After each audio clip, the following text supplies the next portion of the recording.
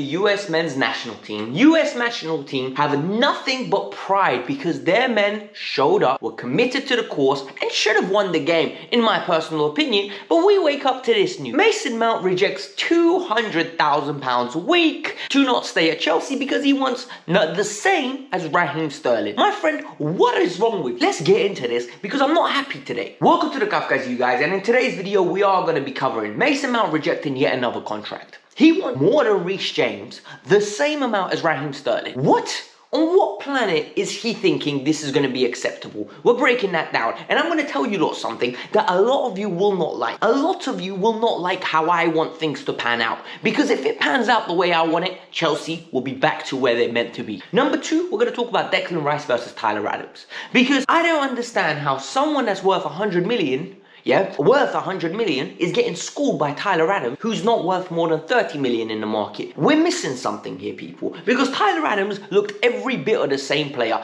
and I've known this. I've said this in the past. I get no respect for it, but I've said it. We're going to talk about Raheem Sterling being underrated, and I'm sick of the abuse. And finally, we're going to give a lot of props to the US men's national team for the way they played, for the way that they constructed their team, their program, and what I like about them, their heart. Let's break this down. Let's get into it. But before we get started, yesterday's video did not do well.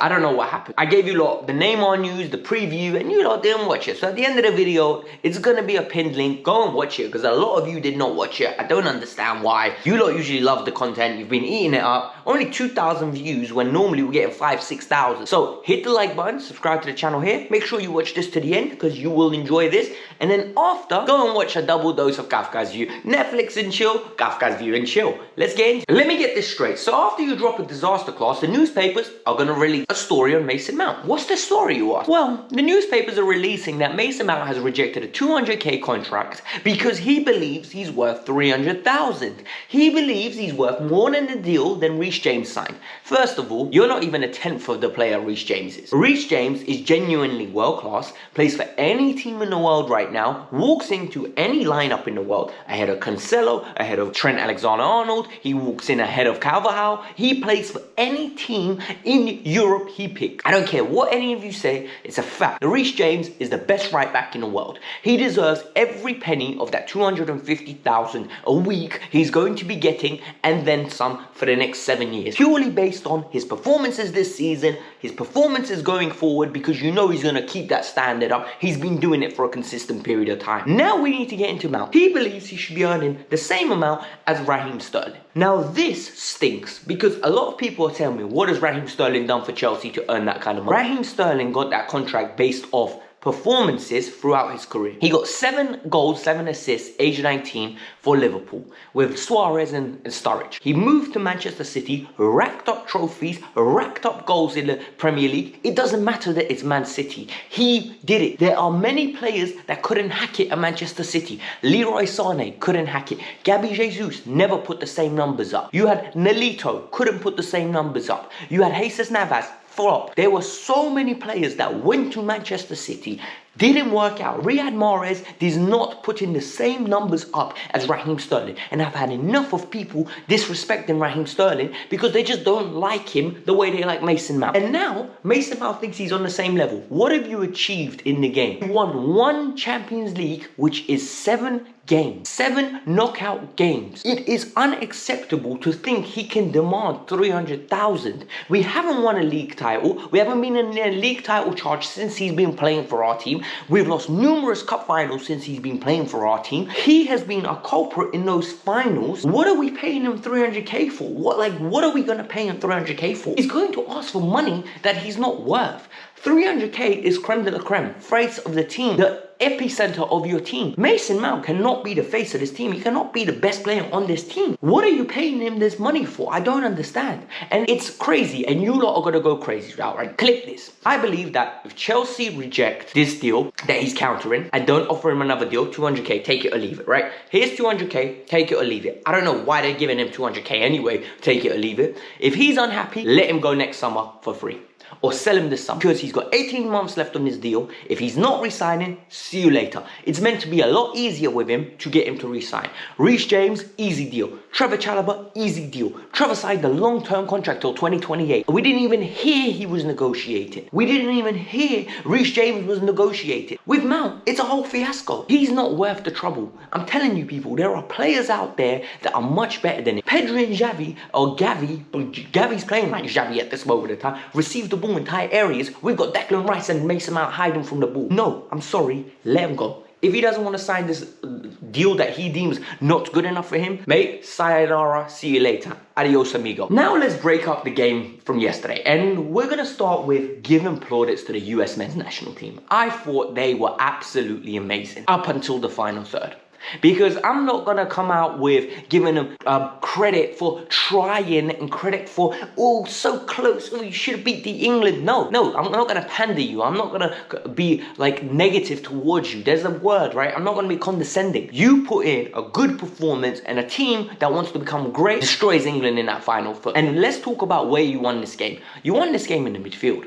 You won this game with Mensah, Tyler Adams, and what's his name? Weston McKennie. You won this game with your midfield heart, determination, ability to get physical and dominate them and impose your will on. And that's what won it. Not the technical ability where it was neat, tidy, winning the ball. No, they won the ball. They gave it to their better players. They gave it to Christian Pulisic and said, run at the wingback, run at the fullback, run and cause problems. And you know what was really evident? England's midfield didn't want to match it.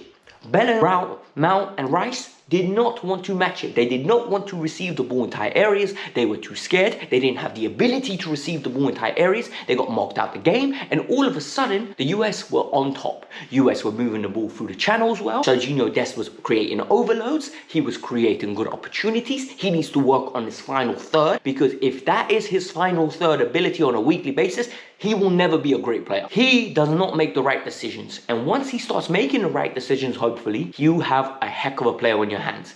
You look at Timothy Weah. I don't think he's a striker. That's my personal opinion. I think, yes, he was interchanging with, I think it was Haji Wright. I didn't like it. Personally, I really think you need to start playing Gio Reyna. Hopefully he gets fit soon. But Christian Pulisic was amazing. If Christian Pulisic was English and Christian Pulisic played for England the way he played yesterday, the newspapers would be loving him. The Chelsea content creators would be making so much plaudit. And I'm here to give Christian Pulisic praise.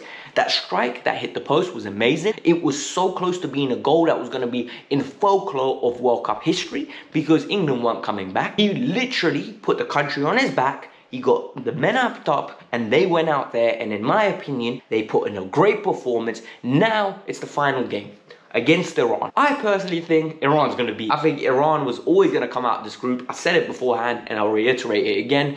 But the US have got a great opportunity to make this. Guys, we need to talk about Gareth Southgate's selections and his tactics. Tactics-wise, why is Declan Rice getting outperformed by Tyler Adams? Look, I know transfer fees aren't the be-all and end-all, but the transfer fees are meant to ignite a conversation of illustrating whether you are a better player, and if someone's willing to pay superior money for you, you should be the better, clearer player. So when Tyler Adams costs less than 35 million and West Ham are asking for 100 million for Declan Rice, I question where that sum's coming. It can't just be from the fact that his passport is English. Surely not, because Tyler Adams received the ball under pressure yesterday. He played out the back. He's been good in the Premier League. He's been imposing, and Leipzig generated a great talent to the point where now Leeds are profiting of it.